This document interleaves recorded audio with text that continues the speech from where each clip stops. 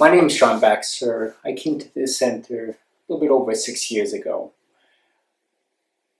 I have a history of suffering from addiction, and at the time that I found this center, I was already in recovery for years, but I wanted to enhance my spiritual development.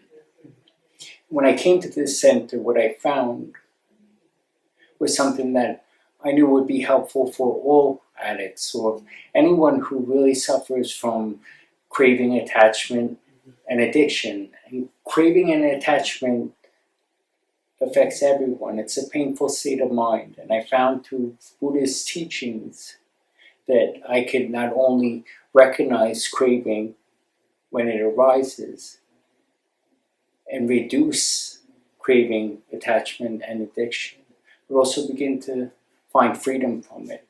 And I've been able to find freedom from it and addiction. And not everyone suffers from addiction, but everyone suffers from craving and attachment.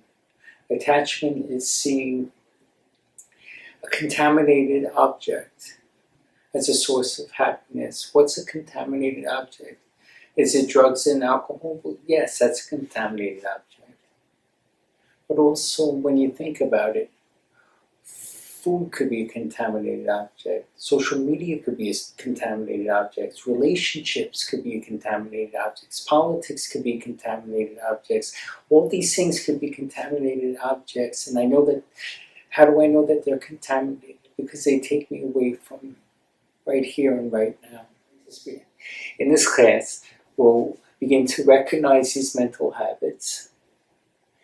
Then we'll be able to reduce them and eventually turn it into spiritual development, which